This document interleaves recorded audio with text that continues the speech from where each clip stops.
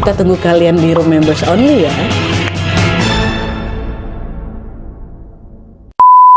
Jadi suatu hari Wak, Maryam ini pernah ya diajak sama keluarga Sekar makan malam gitu. Nah dia kan biar dia nggak kerasa kesepian kali. Kami ajak makan malam. Nah pas di restoran, Maryam ini makan banyak kali Nadia. Makan banyak kali, lahap kali. Terus nambah berkali-kali Wak, nggak berhenti-berhenti.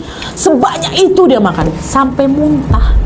Sampai muntah di tempat tuh, saking mungkin udah kenyang kali. Tapi bisa dia makan lagi. Normal nggak kalian kayak gitu? Dan biasanya juga Maryam itu lumayan picky eater, Wak. Jadi dia tuh nggak pernah bisa makan banyak gitu. Dia jaga badan juga. Gue bayangin, Wak, dia makan. Aduh, aku kebayang sih. Terus pernah juga Sekar sama si Dila ini ngajak si Maryam itu karaoke ya kan, biar refreshing. Tapi waktu nyampe di tempat karaoke, ekspresi Maryam tuh langsung tegang, matanya melotot dan seolah macam nggak suka gitu diajak ke sana.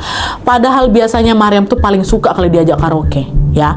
Nggak berhenti di situ. Pernah juga suatu malam nih Wak ya, Maryam ini pernah ngetok pintu rumahnya si Dila, macam ketakutan gitu. Coba ditanya kenapa Maryam gitu. Maryam cerita kalau dia dengar ada suara laki-laki bebisik di telinganya. Enak ya makanannya, enak ya makanannya, enak ya makanan gitu. Padahal waktu itu Maryam lagi sendirian Wak di rumah ya. Maka dia langsung lari tuh ngungsi ke rumahnya si Dila. Nah sehari setelah kejadian itu, setelah yang dia dengar bisikan itu ya, Maryam masih takut nih balik ke rumah. Dia mutusin untuk gantian nginap di rumahnya si Sekar ya. Terus besoknya neneknya si Sekar nih bilang ke si Sekar, neneknya si Sekar ya, dia bilang asik kali ngobrol tadi malam sama Maryam sampai ketok tawa tengah malam itu nenek dengar itu.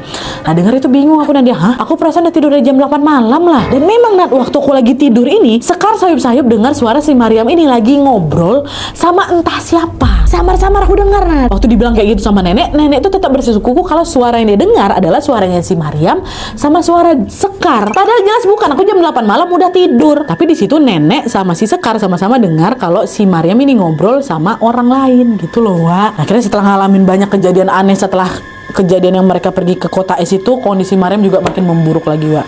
Nah di titik itu barulah ibunya si Maryam ini percaya, atau keluarga intinya Maryam itu percaya kalau memang ada yang tidak beres sama si Maryam ini. Mereka bawalah Maryam ke 5 orang pintar, kata Wawa, ke 5 orang pintar yang berbeda untuk diobati.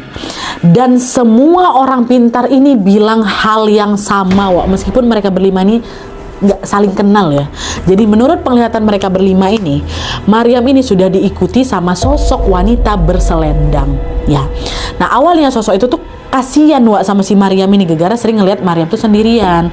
Tapi yang namanya makhluk kayak gitu Wak, katanya dia tuh lama-lama bisa jadi posesif dan pengen malah nguasain raga Maryam seutuhnya. Nah dari situlah sosok ini pun nyari cara biar si Maryam ini bisa jauh dari kawan-kawannya di dunia nyata atau dari sahabat-sahabat saudaranya ini.